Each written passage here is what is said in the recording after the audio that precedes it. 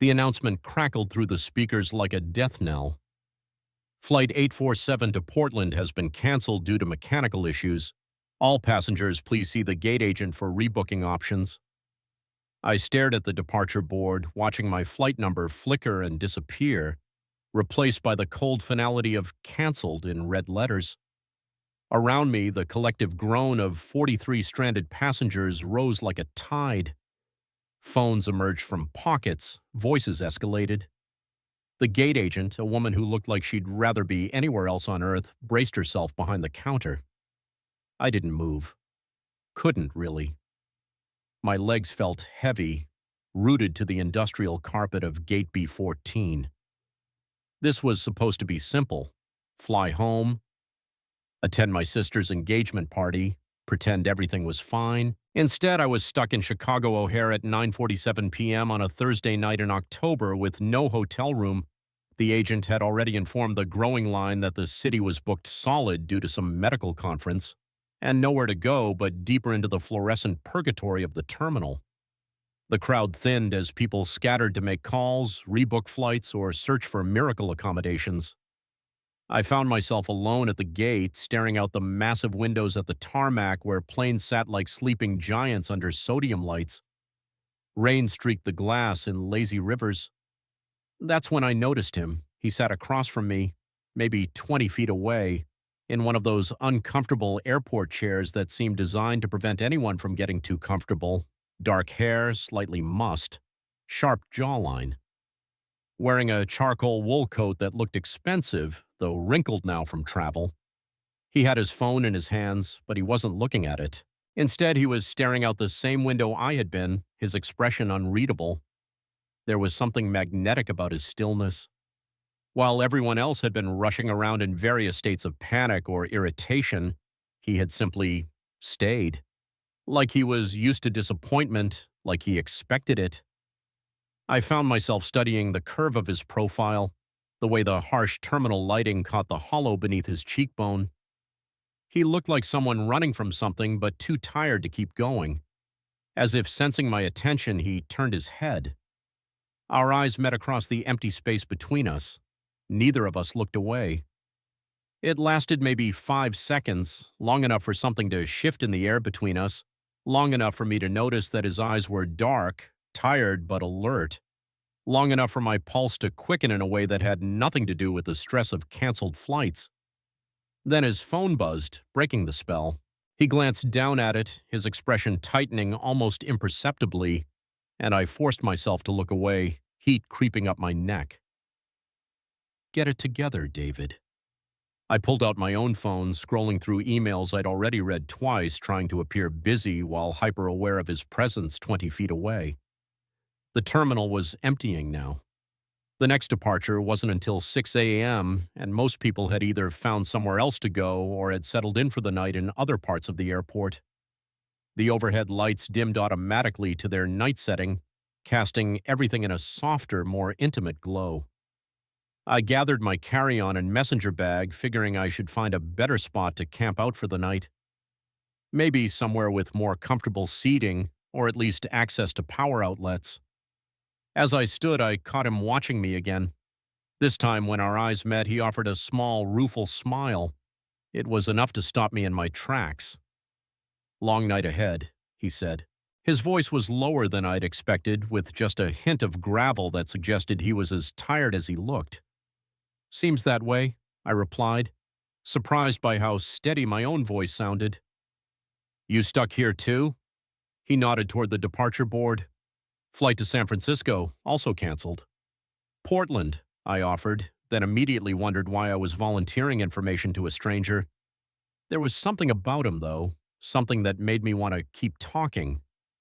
"Work or pleasure?" he asked, standing now too. He was taller than I'd realized, probably 6'2" to my 5'10". "Family thing," I said, then added with a grimace, "Sister's engagement party." Something flickered across his face, amusement maybe, or recognition. "Ah, one of those obligations." Something like that. I shifted the strap of my bag, suddenly self-conscious. "What about you?" "Meeting." He paused, then seemed to reconsider. Was supposed to be a meeting. Probably doesn't matter now. There was a weight to the way he said it, like the meeting had been more than just business. I wanted to ask, but something in his posture, the slight tension in his shoulders, the way his fingers worried at the edge of his phone case, suggested it wasn't a topic he wanted to explore with a stranger. We stood there for a moment in the kind of awkward silence that usually sends people scattering in different directions, but neither of us moved. I was thinking of finding somewhere with better seating, I said finally. Maybe near the charging stations. Want to... I trailed off, not sure how to finish the sentence. Want to come with me? Sounded too presumptuous. Want to sit together in uncomfortable silence while we both pretend this isn't weird? Was probably more accurate, but hardly appealing. Mind if I tag along? He asked, saving me from my floundering. I promise I'm not a serial killer. That's exactly what a serial killer would say, I replied, then immediately regretted it. What was wrong with me? But he laughed, a real laugh, not just polite social noise, and the sound did something strange to my chest. Fair point. I'm Marcus, by the way. David. We walked through the terminal in comfortable quiet, our footsteps echoing in the vast space. Most of the shops were closed, their metal security gates pulled down like sleeping eyelids. A few restaurants remained open, but they had the desperate fluorescent brightness of places that knew they were serving airport food at airport prices to people with no other options. The charging station was near Gate C7, a cluster of uncomfortable-looking chairs arranged around power outlets. Only a few other stranded passengers had claimed spots, most of them already curled up under jackets or sweatshirts, trying to sleep. We settled into adjacent chairs, close enough that I could smell his cologne, something subtle and expensive, mixed with the generic airport scent of recycled air and industrial cleaning products. You ever feel like this place is purgatory? Marcus asked, plugging his phone into the wall outlet. I looked around at the surreal landscape of the terminal at night, the endless corridors stretching into darkness, the scattered travelers huddled in chairs like refugees, the constant background hum of machinery keeping the whole artificial ecosystem running. No, I said. Purgatory has better food. He snorted, a sound that was half laugh, half exhaustion, and more comfortable seating. And probably better Wi-Fi. Definitely better Wi-Fi. We fell into easy conversation after that. Nothing deep or personal, just the kind of surface-level exchange that passes time without demanding too much vulnerability. He was in marketing, worked for a tech company in San Francisco. I told him I was a librarian, which earned me a raised eyebrow and a comment about how that wasn't what he'd expected. What did you expect? I asked. He studied me for a moment, his gaze traveling from my face down to my rumpled button-down shirt and back up. I don't know, something more corporate. You have that thoughtful, quiet thing going on, but also... He paused, seeming to search for the right words. Also, like you're paying attention to everything. Most people in airports are just trying to get through it. You're actually here. It was such an unexpectedly perceptive observation that I didn't know how to respond. Most people saw quiet and assumed boring, or saw thoughtful and assumed antisocial. Marcus had managed to identify something about me that I wasn't sure I'd even recognized in myself. Maybe I just don't travel enough to have learned how to tune it out, I said finally. Maybe. But his tone suggested he didn't think that was it. We sat in companionable silence for a while, both of us scrolling through our phones. I found myself stealing glances at him. The way he rubbed his temple when he was reading something that annoyed him, the slight downturn of his mouth when he checked what I assumed were work messages. There was something almost hypnotic about watching him exist in his own space, unguarded in the way people only are when they think no one is looking. Around 11 p.m., we decided to explore. The terminal stretched out before us like an abandoned city, all polished floors and sleeping storefronts. Our voices echoed strangely in the empty corridors, making even casual conversation feel intimate and conspiratorial. We found a vending machine area near what would normally be a busy food court. The machines hummed quietly to themselves, their LED displays casting colorful light across the empty tables and chairs. "Dinner?" Marcus asked, fishing quarters out of his pocket. "Gourmet," I agreed, feeding dollar bills into a machine that dispensed sandwiches of questionable origin. We ended up with a feast of processed food, stale sandwiches, bags of chips, candy bars, and 2 bottles of water that cost more than a decent bottle of wine would have at a restaurant. We spread it out on one of the round tables like we were having a picnic. "This is probably the weirdest dinner I've had this year," Marcus said, unwrapping a sandwich that looked like it had been made sometime in the previous century. "Just this year?" I took a bite of my own sandwich and immediately regretted it. This might make my top 10 weirdest dinners of all time. What's number 1? I thought about it. My ex-boyfriend's attempt at molecular gastronomy. He turned everything into foam, even the bread. Marcus paused mid-chew. Ex-boyfriend? The words had slipped out before I'd really thought about them, the way they sometimes did when I was tired or comfortable or both. I felt my face heat up, not from embarrassment about being gay, I'd been out for years, but from the sudden intimacy of the revelation. We were still strangers, technically, even if it didn't feel that way.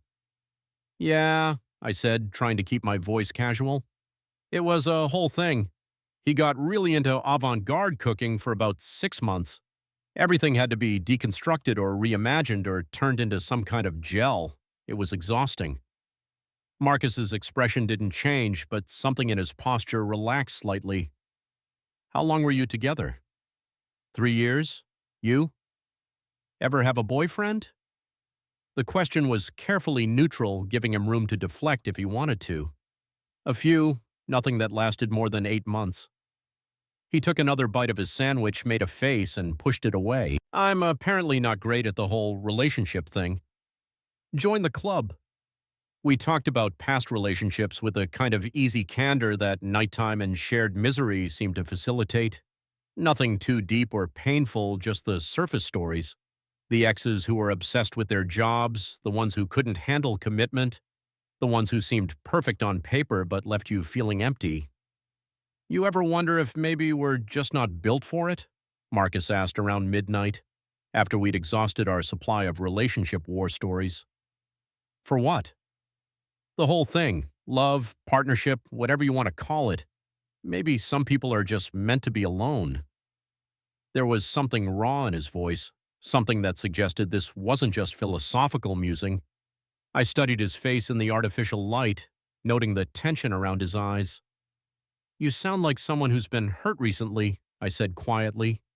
He was quiet for so long I thought he wasn't going to answer. Then, 8 months ago, his name was Adrian.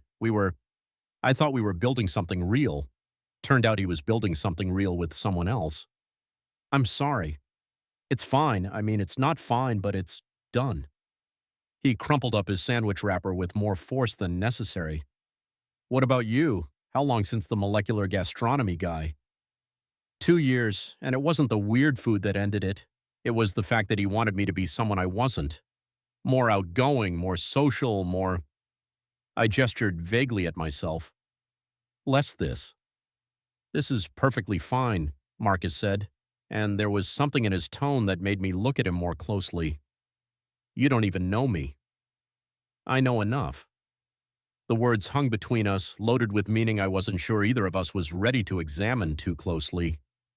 I felt that familiar flutter of possibility, the dangerous hope that maybe this person might understand me in a way that others hadn't.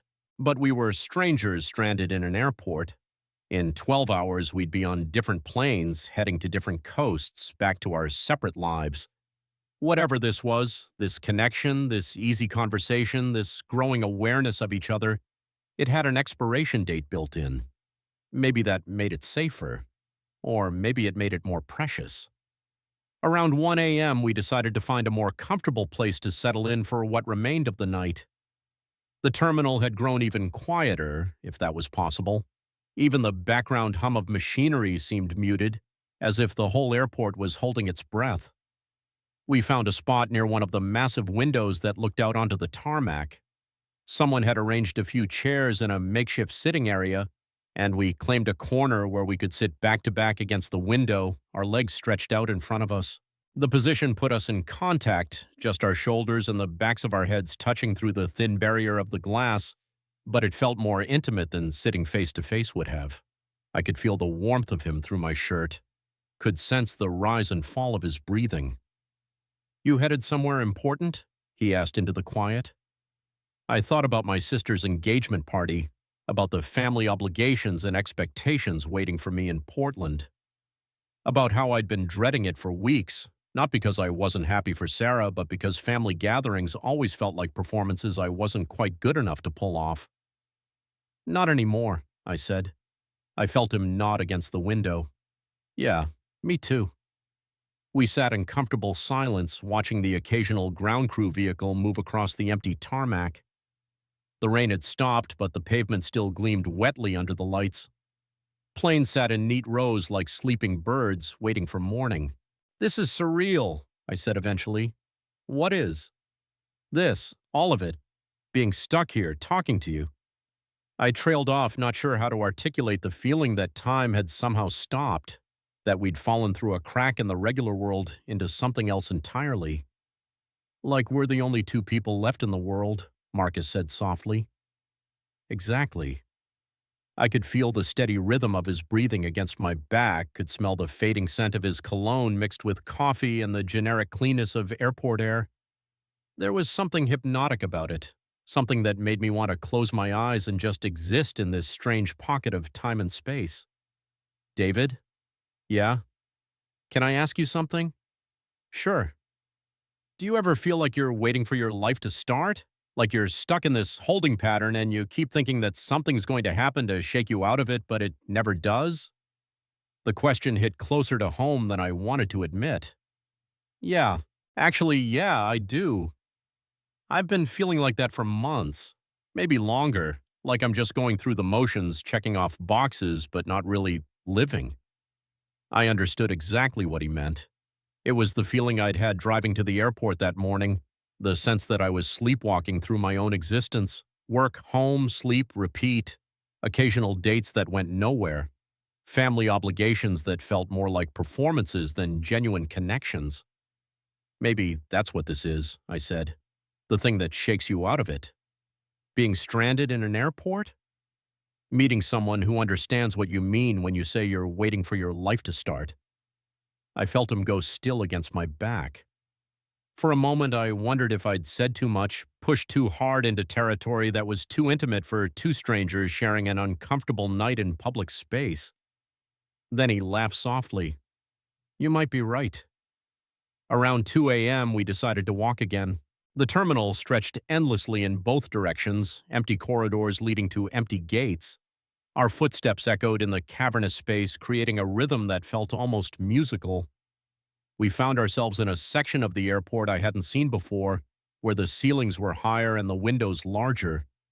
The architecture was more interesting here, all clean lines and geometric shapes that would have been striking in daylight but felt almost ethereal in the soft nighttime lighting. "It's beautiful in a weird way," Marcus said, echoing my thoughts.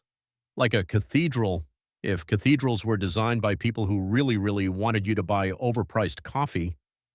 He laughed, and the sound bounced off the walls and came back to us multiplied. "I forgot what it felt like to enjoy someone's silence," he said after the echoes faded. "What do you mean?"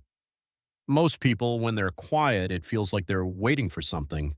For you to entertain them, or for an excuse to leave, or for the conversation to get interesting. But you—" He paused, seeming to search for the right words. "Your quiet feels comfortable. Like you're actually here, present, not just waiting for something else to happen." It was such an unexpectedly intimate observation that I felt my breath catch. "I could say the same about you." We found a row of chairs near another charging station and settled in again. This time we sat facing each other, close enough that our knees almost touched. The space between us felt charged with possibility, with all the things we weren't saying. "Tell me something real," Marcus said suddenly. "What do you mean?" "Something true, something you don't usually tell people you've just met." I thought about it. weighing the risks of honesty against the strange safety I felt in his presence. I'm terrified that I'm boring, I said finally. Boring? Yeah, that I'm this quiet, predictable person who lives this quiet, predictable life, and that maybe that's all I'll ever be. That maybe I don't have whatever it is that makes people interesting. Marcus was quiet for a long moment, studying my face in the dim light. You're not boring, he said finally. You don't know that. You've known me for 6 hours. I know that you notice things other people miss. I know that you ask real questions and actually listen to the answers. I know that you're kind without making a big show of it. He paused. And I know that most people would have been checking their phones every 5 minutes or complaining about the situation, but you've been present for all of this. That's not boring. That's rare. The sincerity in his voice made something warm and dangerous unfurl in my chest. Your turn, I said, trying to deflect the intensity of the moment. My turn what? Tell me something real. He looked down at his hands, then back up at me. I'm afraid I'm becoming the kind of person I used to judge, successful on paper, empty underneath, going through the motions because I've forgotten what I actually want. What did you want before you forgot? I wanted to matter to someone, really matter, not just as a convenience or a good time or someone to split the rent with. I wanted to be seen. He met my eyes. I wanted to feel alive. The words hung between us, raw and honest. I had the sudden, overwhelming urge to reach out and touch him. His hand, his face, something to bridge the space between us and acknowledge what was happening. Instead, I said, "You matter to me." It was a dangerous thing to say to someone I'd known for less than 8 hours, but it was also true. Somehow, in the space of one stranded night, this stranger had managed to see me more clearly than people I'd known for years. His eyes widened slightly, and I saw something shift in his expression. Surprise, maybe, or recognition. David. Before he could finish whatever he was going to say, we were interrupted by the sound of footsteps echoing through the terminal. A security guard making his rounds, flashlight beams sweeping across the empty spaces. We fell silent until he passed, but the moment had been broken. We should probably try to get some sleep, Marcus said, though he made no move to change position. Probably. Neither of us moved. Around 3 a.m., Marcus produced a deck of cards from his carry-on bag. You always travel with playing cards? I asked. Long story. Bad habit from childhood. He shuffled them with the easy competence of someone who'd done it thousands of times. Poker, blackjack, go fish? Do you know how to play gin rummy? Do I know how to play gin rummy? He repeated with mock offense. David, I'm hurt. Of course I know how to play gin rummy. We played hand after hand, keeping score on the back of a boarding pass. Marcus was good, better than me, but he played with a casual competence that suggested he wasn't trying to prove anything. Our conversation during the games was lighter, punctuated by laughter that echoed strangely in the empty terminal. It struck me that this was the most fun I'd had in months. Not because card games were particularly thrilling, but because of the company. Because of the way Marcus laughed when he drew a particularly bad hand, or the way he'd lean forward slightly when he was concentrating, or the way our fingers would brush when we reached for cards at the same time. Full house, I announced, laying down my cards with perhaps more satisfaction than the situation warranted. Show off, Marcus said, but he was smiling. I'm starting to think you hustled me. Librarian skills. We're very good at organizing things. Is that what this is? Organization? The question had layers I wasn't sure how to navigate. Was he asking about the card game or about whatever was happening between us? The way he was looking at me suggested it might be the latter. Maybe, I said carefully. We played until nearly 4 a.m., by which time we'd both grown quiet again. The easy laughter had faded into something more contemplative, more aware. The space between us seemed to have shrunk somehow, though neither of us had moved. We should probably call it a night, Marcus said, collecting the cards. Yeah. But again, neither of us moved to find sleeping arrangements. Instead, we sat there in the charged quiet, both of us apparently reluctant to break whatever spell the night had cast. This has been, Marcus started, then trailed off. Yeah, I agreed, understanding exactly what he couldn't articulate. We ended up back at the window, this time sitting side by side on the floor with our backs against the glass. The position put us close together, close enough that I could feel the warmth radiating from his body, close enough that when he shifted slightly, his shoulder pressed against mine. The contact sent a small shock through me, electric and dangerous. I should have moved away, put some safe distance between us. Instead, I found myself leaning into it slightly, savoring the simple pleasure of human contact. If Marcus noticed, he didn't say anything, but he didn't move away either. We sat there in comfortable silence, watching the empty tarmac through the window behind us. The terminal had grown even quieter, if that was possible. Even the background hum of machinery seemed muted, as if the whole airport was holding its breath. "David?" Marcus's voice was soft, barely above a whisper. "Yeah? I'm glad your flight got canceled." The admission hung between us, dangerous and honest. I turned to look at him and found him already watching me, his dark eyes serious in the dim light. "Me too," I whispered back. We were close enough now that I could see the flecks of gold in his brown eyes, could count the individual lashes that framed them, close enough that if either of us moved just slightly forward, we'd be... I pulled back, heart hammering. This was dangerous territory. We were strangers. We were stuck together by circumstance, not choice.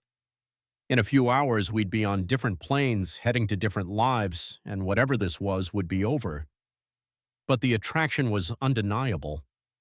Not just physical, though there was that, a low humming awareness of his presence that had been building all night, but something deeper. A recognition, as if some part of me had been waiting for him without knowing it. Marcus seemed to sense my internal struggle. He shifted slightly, putting a few inches of space between us. "Sorry," he said quietly. "I didn't mean to." "No, it's not. You didn't do anything wrong." I ran a hand through my hair, trying to organize my thoughts. "This is just complicated.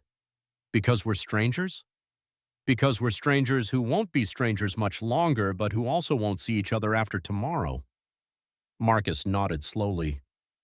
"The expiration date problem." "Exactly." We sat in silence for a while, both of us processing the weight of what wasn't being said. The attraction was mutual, that much was clear. But what were we supposed to do with that information? Around 5 a.m., the first hints of dawn began to creep through the windows. The sky was still mostly dark, but there was a faint lightening on the horizon that suggested morning was coming whether we were ready for it or not. Neither of us had slept. We'd spent the night talking, playing cards, walking through empty corridors, and sitting in comfortable silence. My eyes felt gritty with exhaustion, but I was also strangely energized, as if the night had awakened something in me that had been dormant for too long. "They'll start making announcements soon," Marcus said, though he didn't sound any more ready for the night to end than I felt. "Yeah." We could already hear the distant sounds of the airport coming back to life. Maintenance crews, early arriving staff, the first trickle of passengers with 6 a.m. flights. The spell of the empty terminal was beginning to break. "I should probably find a bathroom, try to make myself presentable," I said, though I made no move to get up. "In a minute," Marcus said. "I'm not ready for this to be over yet." His honesty made my chest tight. "Marcus, I know we're strangers. I know we live on opposite sides of the country. I know this is probably just some weird combination of sleep deprivation and shared trauma." He turned to face me fully. "But this night, I haven't felt this awake in months, maybe years." I knew exactly what he meant. Despite the lack of sleep, despite the uncomfortable seating and stale vending machine food and fluorescent lighting, I felt more present, more myself, than I had in longer than I cared to admit. "So what do we do with that?" I asked. "I don't know." The honesty was refreshing. Most people would have tried to come up with answers, solutions, ways to make sense of the situation. Marcus just sat with the uncertainty, let it exist without trying to fix it. The sky continued to lighten outside the windows. Soon the boarding announcements would start, and we'd be swept back into the regular world of schedules and destinations and the lives we'd left behind when our flights were canceled. But for now, we were still in this liminal space, still suspended between our normal lives and whatever this was. You know what's strange? I said. What? I came to the airport yesterday dreading the trip, dreading my sister's party, dreading having to pretend everything was fine, dreading the whole performance of being the person my family expects me to be. I looked at him, and now I'm dreading going home. Because you don't want the night to end? Because I don't want to go back to sleepwalking through my life. Marcus was quiet for a long moment. Then, so don't. It's not that simple, isn't it? Before I could answer, the terminal's PA system crackled to life with the first announcement of the morning. Good morning, passengers. The time is now 5:30 a.m. Please be advised that all restaurants and shops will begin opening at 6 a.m. The sound jolted us both back to reality. The night was officially over. Soon there would be crowds and noise in the busy anonymity of a functioning airport. Soon we'd be just two more passengers among thousands, no longer the only people in our own private world. I should... Marcus started to stand, then stopped. He looked down at me with an expression I couldn't quite read. David, I need to tell you something. My heart started beating faster. What? He sat back down, close enough that our knees were touching. You know, if this night didn't happen, I think I'd still feel like something was missing. The words hit me like a physical force. I stared at him, trying to process what he was saying, what it meant, what I was supposed to do with the knowledge that this stranger had somehow managed to identify and fill a void I hadn't even realized existed. The terminal's lights brightened automatically, signaling the official start of the airport's day. In the distance, I could hear the rumble of the first planes preparing for takeoff. Morning was here, bringing with it all the complications and impossibilities we'd been able to ignore in the darkness. Marcus was still looking at me, waiting for a response I didn't know how to give. The air between us felt electric with possibility and the crushing weight of impending separation. I opened my mouth to say something, anything that might bridge the gap between this moment and whatever came next. But before I could find the words, the terminal began to fill with the sounds of a new day beginning, and the spell of our impossible night started to fade into memory.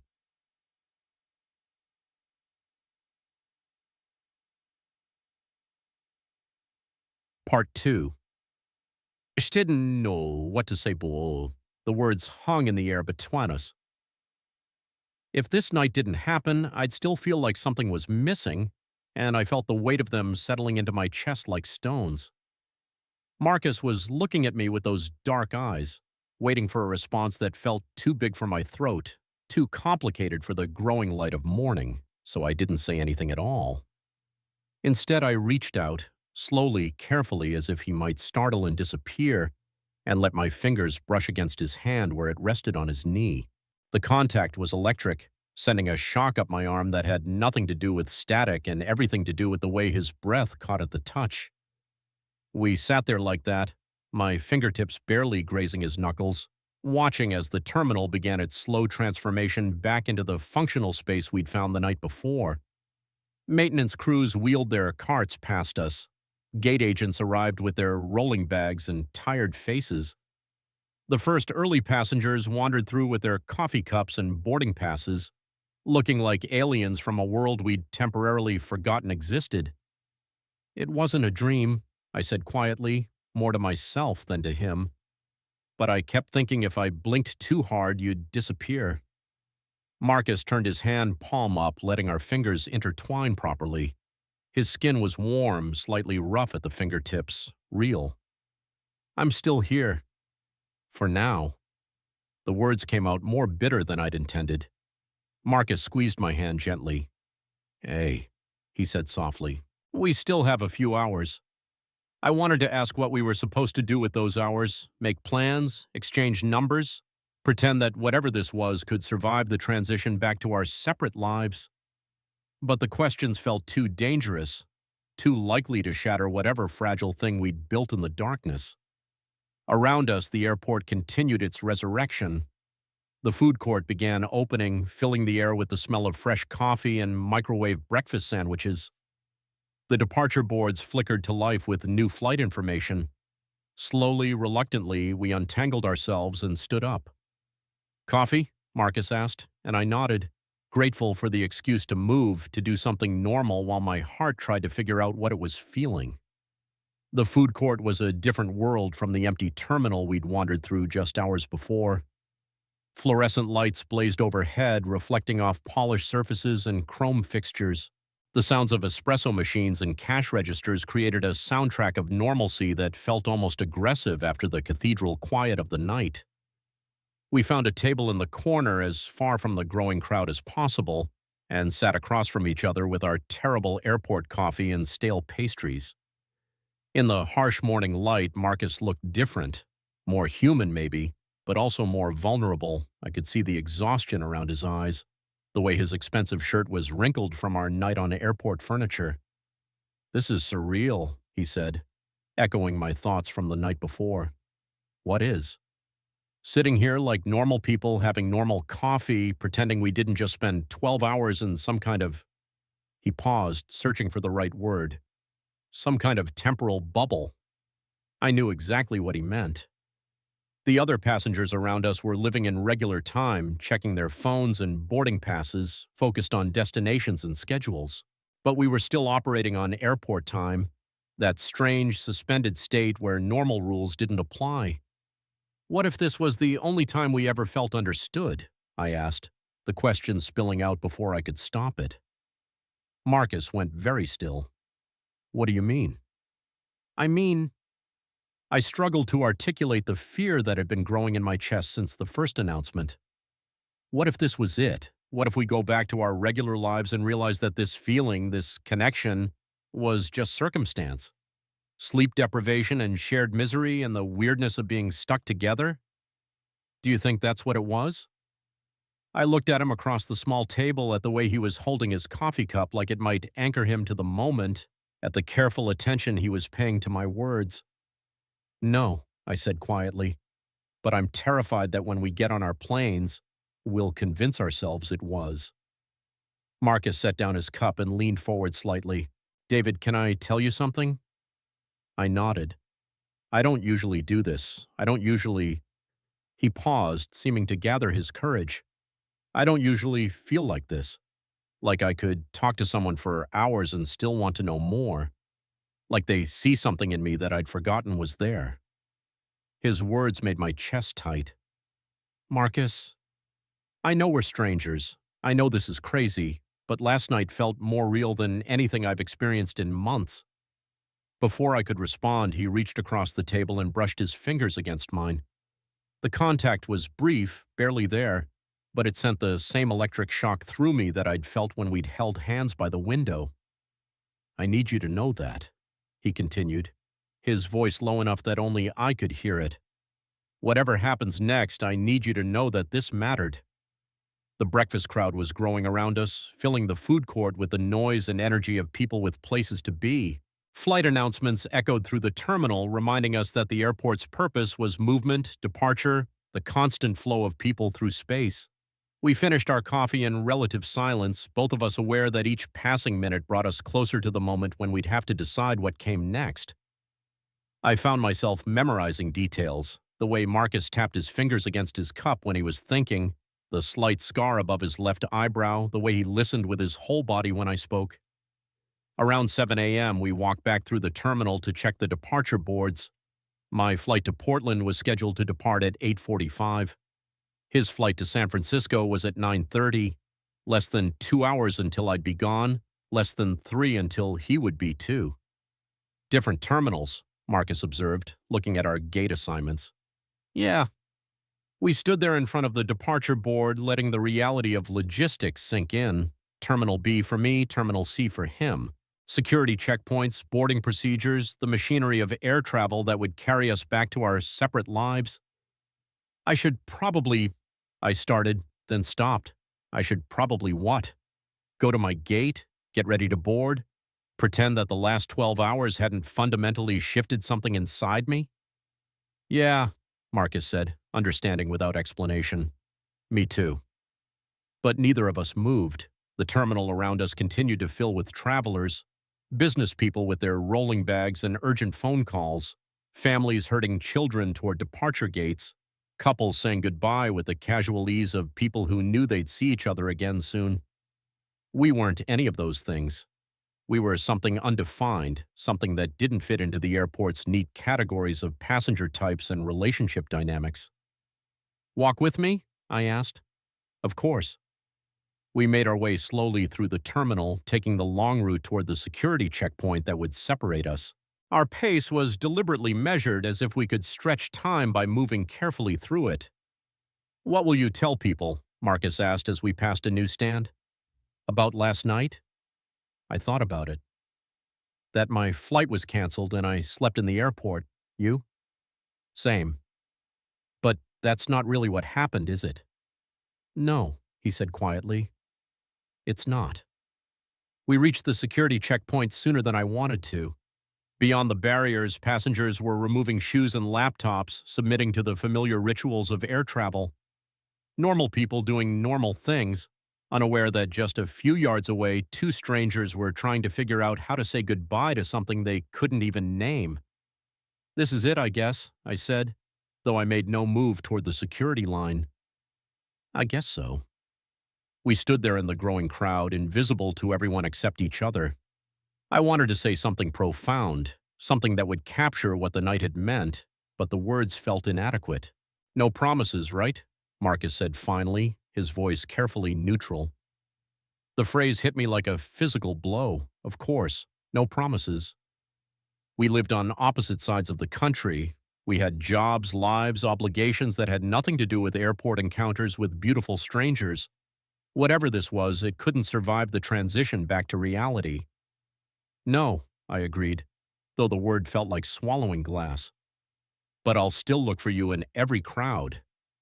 Marcus's expression cracked slightly, showing a vulnerability that made me want to reach for him, to close the distance between us one more time. But we were in public now, surrounded by the rushing anonymity of airport crowds, and the bubble of intimacy that had protected us through the night was finally irreversibly broken. "David," he started, then stopped, shook his head. "Never mind." "What?" "Nothing. It's nothing." I wanted to push, to demand that he finish whatever he'd been about to say, but the boarding announcement for an earlier flight echoed through the terminal, reminding us both that time was running out. "I should go," I said, though every instinct I had was screaming at me to stay. "Yeah." I hefted my carry-on bag and took a step toward the security line. Then another. The crowd of travelers began to swallow me, creating distance between us with every stride. I looked back once and saw Marcus still standing where I'd left him, hands in his pockets, watching me disappear into the maze of airport security. The expression on his face was unreadable from that distance, but something about his posture, the set of his shoulders, the way he stood so perfectly still while chaos moved around him, made my chest ache.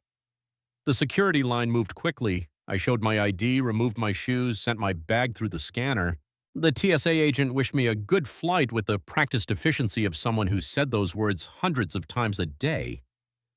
On the other side of the checkpoint, I collected my belongings and found myself in the secured area of Terminal B, officially separated from Marcus by barriers and protocols and the invisible boundaries that divide airports into discrete zones.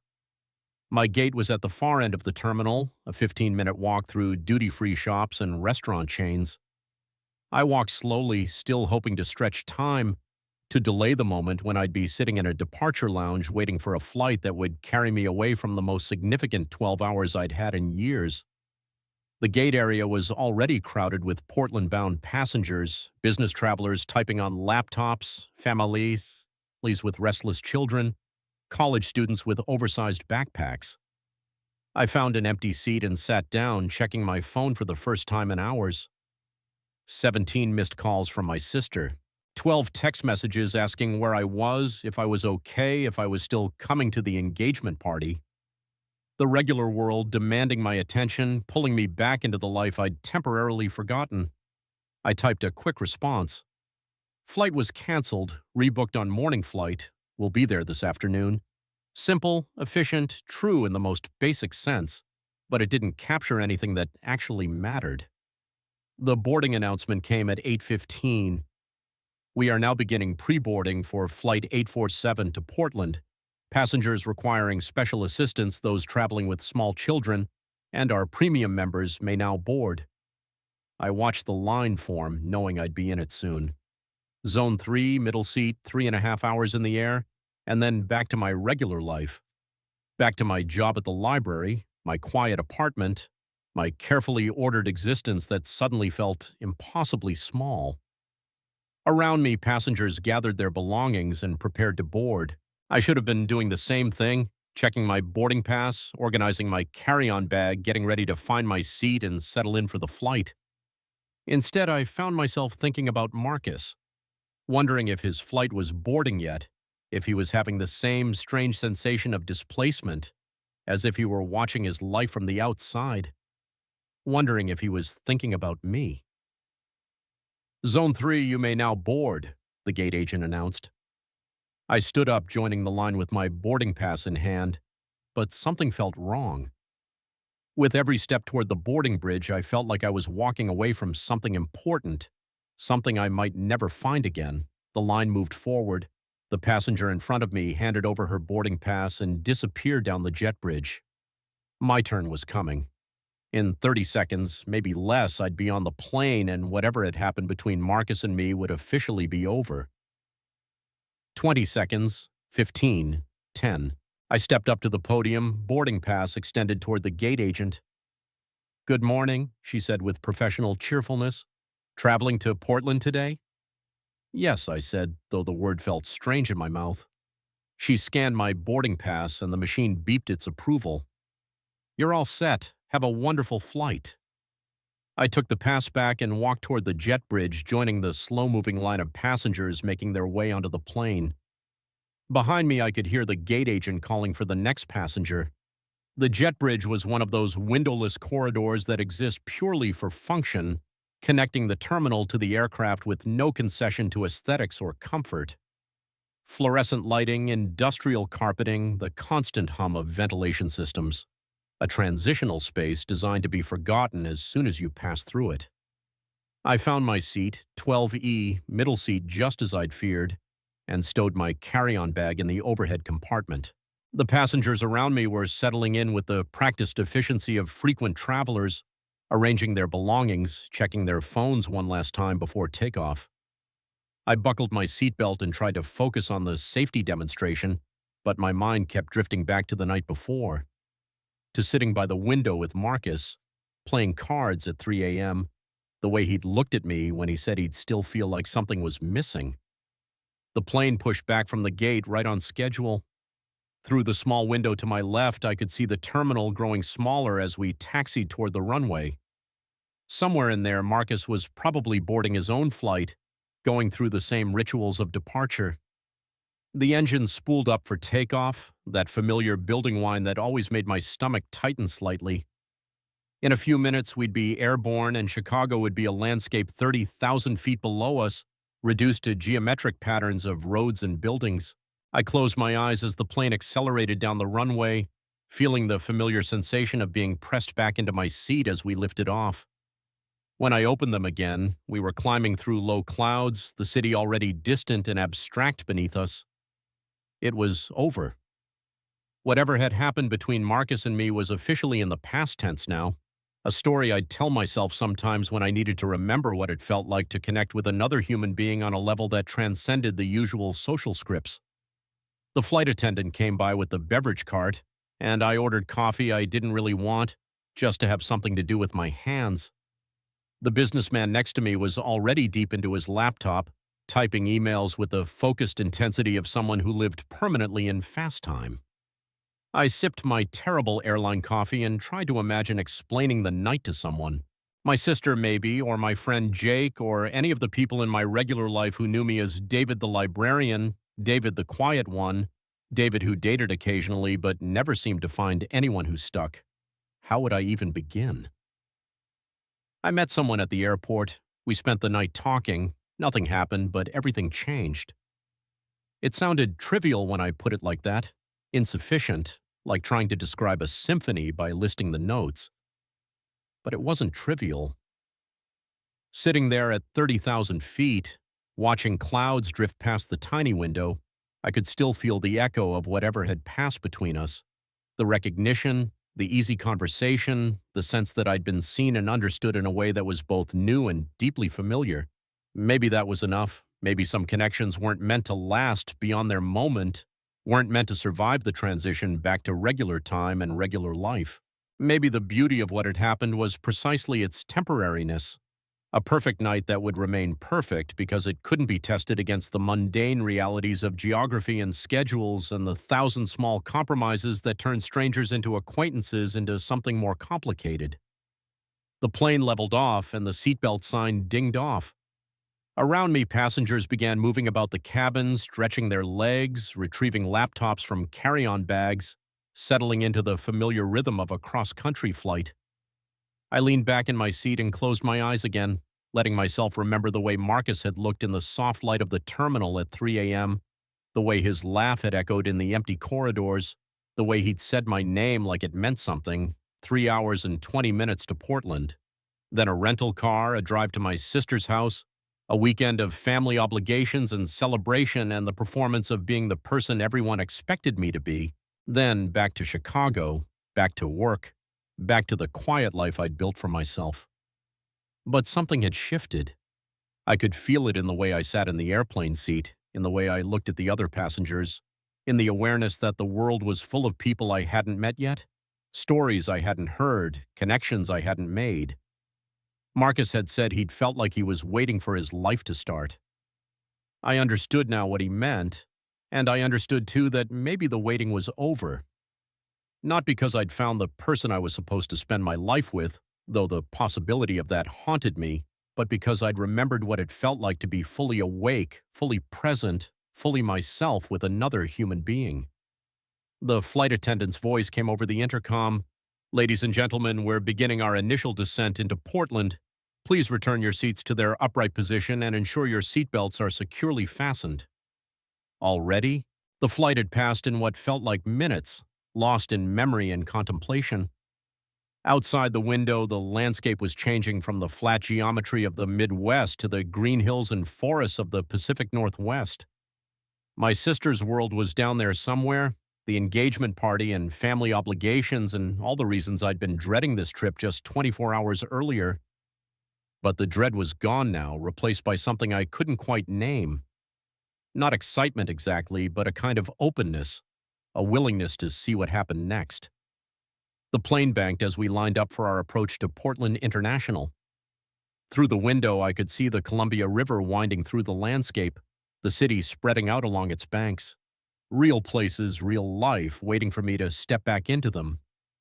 But I carried something with me now that I hadn't had on the flight out. A memory, yes, but more than that. A reminder of who I could be when I stopped sleepwalking through my own existence. The wheels touched down with a gentle bump and the plane taxied toward the gate. Around me, passengers were already reaching for their phones, reconnecting with the networks and obligations they'd left behind for a few hours. I sat still for a moment longer, letting the other passengers file past me toward the exit. Then I gathered my belongings and joined the stream of people making their way off the plane. The jet bridge at Portland International looked exactly like the one I'd walked through in Chicago, the same fluorescent lighting and industrial carpeting. But I felt different walking through it. Not transformed, exactly. That would be too dramatic, too neat. But changed in some subtle way that I was still learning to understand. I followed the signs toward baggage claim, checking my phone for messages from my sister. The airport around me was busy with the usual chaos of arrivals and departures, people hugging hello and goodbye, the constant background noise of announcements and rolling luggage, just another airport, just another day. But I found myself looking at faces more carefully, wondering about the stories behind them, the connections being made and lost in the constant flow of travelers through these transitional spaces. At baggage claim, I waited with the other passengers from my flight for the carousel to start moving. A couple near me was arguing quietly about rental car reservations. A businessman was already on his phone, talking to someone about a meeting that afternoon. An elderly woman was being met by what looked like her adult children, their faces bright with the joy of reunion. Normal airport scenes, the kind I'd witnessed hundreds of times without really seeing them. But now I found myself paying attention, noticing the small dramas and connections playing out around me. My bag appeared on the carousel and I pulled it off, checking my phone for the rental car confirmation. Everything was proceeding according to plan, the same plan I'd made a week earlier when this trip had felt like an obligation to endure rather than an experience to embrace. But as I walked toward the rental car shuttle, I realized that something fundamental had shifted in my approach to the weekend ahead. Instead of dreading the family time, the questions about my love life, the feeling of being slightly out of step with everyone else's expectations, I found myself curious about what would happen. Not because anything dramatic had changed in my external circumstances. I was still the same person going to the same party to see the same family. But the night with Marcus had reminded me that life was full of unexpected possibilities, that connections could form in the most unlikely circumstances, that I was capable of being surprised by my own capacity for openness and vulnerability. The rental car shuttle arrived, and I climbed on with several other travelers. As we drove through the airport grounds toward the rental facility, I looked out the window at the planes taking off and landing, each one carrying its cargo of individual stories and destinations. Somewhere up there, Marcus was probably in the air himself, on his way to San Francisco and whatever complicated meeting he'd been trying to avoid. I wondered if he was thinking about the night we'd shared, or if he'd already filed it away as an interesting but ultimately insignificant encounter with a stranger. The shuttle dropped us off at the rental car facility, and I went through the familiar process of paperwork and key exchange. The agent, a cheerful woman in her 40s, asked if I was visiting Portland for business or pleasure. Family event, I said, which was true enough. That's nice. Family's important. I nodded and signed the final form, thinking about how many times I'd gone through these same motions: airport, rental car, hotel, or family visit, then back home again. The same pattern repeated with minor variations year after year, but this time felt different. Not because the externals had changed, but because I was carrying something new with me. A memory, yes, but also a reminder of who I could be when I let my guard down, when I allowed myself to be seen and to see others in return. I found my rental car in the lot and loaded my bag into the trunk. The drive to my sister's house would take about 40 minutes depending on traffic. 40 minutes to transition from airport time back to family time, from the suspended reality of travel to the familiar dynamics of home. As I pulled out of the rental car lot and merged onto the highway, I caught myself looking for Marcus and the other cars around me. Which was ridiculous. His flight to San Francisco wouldn't even have landed yet. And even if it had, what were the odds that we'd end up on the same stretch of highway in Portland? But the impulse to look for him, to scan crowds and traffic for a familiar face, was going to be with me for a while. I could already feel it taking root, the habit of hoping for impossible coincidences. My phone buzzed with a text from my sister.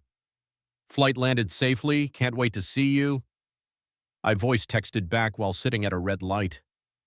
"Just picked up rental car. Be there in an hour." "Perfect. Mom's already here and asking about you. Fair warning." I smiled, feeling a warmth that surprised me. Usually, the prospect of family interrogation filled me with low-level dread. But today I found myself curious about what my mother would ask, how I'd answer, what version of myself I'd choose to present. The drive took me through downtown Portland and then out into the suburbs where my sister lived with her fiancé in a house that always made me feel simultaneously proud of her success and aware of how different our lives had become. She was the one who'd figured out how to build a life that looked like the lives people were supposed to want: career, relationship, house, plans for the future that extended beyond next month. I'd always felt like I was behind somehow, like I was missing some crucial piece of information about how to construct a meaningful adult existence. But sitting in traffic on I-84, watching the Columbia River flow past outside my window, I realized that maybe the problem wasn't that I was behind. Maybe the problem was that I'd been trying to build someone else's version of a meaningful life instead of figuring out what meaning looked like for me. The thought was both liberating and terrifying. If I wasn't trying to fit into someone else's template for happiness, what was I trying to do instead? What did I actually want? I thought about Marcus asking if I ever felt like I was waiting for my life to start. The question had resonated because it was exactly how I'd been feeling for longer than I cared to admit. But maybe the waiting wasn't about finding the right person or the right job or the right city. Maybe it was about finding the right relationship with uncertainty, with possibility, with the knowledge that life was full of unexpected encounters that could shift everything in the space of a single night. My sister's neighborhood was one of those carefully planned communities where all the houses looked similar but not identical, where the landscaping was professional and the sidewalks were wide enough for jogging strollers. I'd visited enough times to navigate without GPS, turning onto familiar streets lined with maple trees that were just beginning to show their autumn colors. Her house sat at the end of a cul-de-sac, a two-story colonial with a front porch that she'd decorated with pumpkins and fall flowers. Cars were already parked in the driveway and along the street, family members and friends arriving for the party that would officially celebrate her engagement to David, a software engineer who seemed perfect for her in all the ways that mattered. I parked behind my uncle's Toyota and sat in the car for a moment, gathering myself for the transition from solitary traveler to family member. Through the front windows, I could see people moving around inside the house, the warm light and activity of a family gathering in progress. This was the world I'd been dreading returning to just 12 hours earlier. The questions about my love life, the subtle pressure to explain why I was still single at 28, the feeling of being slightly out of sync with everyone else's life trajectory. But as I walked up the front walkway with my overnight bag, I realized that the dread was gone. Not because anything had changed about my family or their expectations, but because something had changed about my relationship to their questions and concerns. I wasn't going to tell them about Marcus. That story belonged to me, at least for now. But I was going to show up differently than I usually did at these gatherings. More present, more curious, more willing to let conversations unfold without trying to control how they reflected on me. The front door opened before I could knock, and my sister Sarah appeared with a glass of wine in her hand and a smile that lit up her whole face. "David!" She pulled me into a hug that smelled like her familiar perfume and the vanilla candles she always burned in her house. "I was starting to worry when your flight got canceled." "Airport adventure," I said, hugging her back. "But I made it." "Well, come in, come in. Everyone's here and Mom has been asking about you every 5 minutes." I followed her into the house, which was decorated for the party with white flowers and string lights that gave everything a warm, celebratory glow. The living room was full of people I recognized, aunts and uncles, family friends, Sarah's college roommates who'd become like sisters to her over the years. "David?" My mother materialized at my elbow with the supernatural speed she'd always possessed at family gatherings. "How was your flight? You look tired. Are you eating enough?" "Hi, Mom." I hugged her, feeling that familiar combination of affection and mild claustrophobia that came with her attention. "Flight was fine, just a long day." "Well, you're here now, that's what matters." She studied my face with the clinical attention she'd perfected over 28 years of motherhood. "You do look different somehow, more, I don't know, alert?" The observation caught me off guard. "Do I? Maybe it's just the travel. Come on, let me introduce you to some of Sarah's friends from work. There's this lovely woman, Janet, who's about your age." "Mom," I said gently, "let me at least put my bag down first." She laughed, the sound warm and familiar. Of course, of course. I'm just excited you're here. It's been too long since we've all been together." Sarah led me upstairs to the guest room where I'd be staying for the weekend. It was the same room I always used when I visited, decorated in neutral colors with a comfortable bed and a view of the backyard where more party guests were gathered around a fire pit. "So," Sarah said, closing the door behind us and settling onto the bed while I unpacked my overnight bag. "Airport adventure?" "Flight got canceled, spent the night in the terminal." That's awful. Were you able to sleep at all?" I thought about how to answer that. Not really, but it was interesting. Something in my tone must have caught her attention because she tilted her head, studying me the same way our mother had downstairs. "Interesting how?" "Just, people watching. Time to think." It wasn't a lie exactly, but it wasn't the whole truth either. The whole truth was too big and too private to share, even with my sister. Maybe especially with my sister, who'd always been better than me at navigating relationships and would probably want to know why I hadn't gotten Marcus's contact information if the night had been as significant as I was making it sound. Well, you seem, I don't know, different. More relaxed, maybe? Travel will do that to you. Sarah gave me a look that suggested she didn't entirely buy my casual dismissal, but she didn't push. Instead, she stood up and smoothed her dress. Come on, she said. Let's go back downstairs. I want you to meet David's brother. He's visiting from Seattle, and I think you two would really hit it off. I followed her back down to the party, bracing myself for the familiar rhythm of family gatherings. Introductions, small talk, the careful navigation of topics that might lead to uncomfortable questions about my personal life. But as we rejoined the group in the living room, I found myself approaching the interactions differently than usual. Instead of mentally preparing deflections for questions about dating, I found myself genuinely curious about the people I was meeting. Instead of feeling self-conscious about being the single brother at an engagement party, I found myself focusing on celebrating Sarah's happiness. The shift was subtle but real. I was still the same person having the same conversations, but I was having them from a different place inside myself. A more grounded place, maybe. A more present place. David! David's brother, Mark, turned out to be a friendly guy in his early 30s who worked in environmental consulting. We ended up having a long conversation about climate change and policy solutions that felt genuinely engaging rather than like obligatory small talk. You should come visit Seattle sometime, he said as the evening was winding down. There's this amazing bookstore I think you'd love, and the coffee really is as good as everyone says. I might take you up on that, I said, and was surprised to realize I meant it. Later, after most of the guests had gone home and the immediate family was sitting around the living room with the comfortable exhaustion that comes after a successful party, my mother returned to her earlier observation. You really do seem different tonight, she said, settling into the armchair across from where I was sitting on the couch. More here, more present. Maybe I am, I said. Any particular reason? I thought about Marcus, about the night we'd spent talking in empty terminals and playing cards at 3 a.m., about the way he'd looked at me when he said he'd still feel like something was missing if our night hadn't happened. Just one of those things, I said. Sometimes you need to get knocked out of your routine to remember who you are. My mother nodded like this made perfect sense to her. That's why travel is so important. It gives you perspective. Yeah, I agreed. It does. The conversation moved on to other topics. Sarah's wedding plans, family news, the usual comfortable chatter of people who've known each other forever.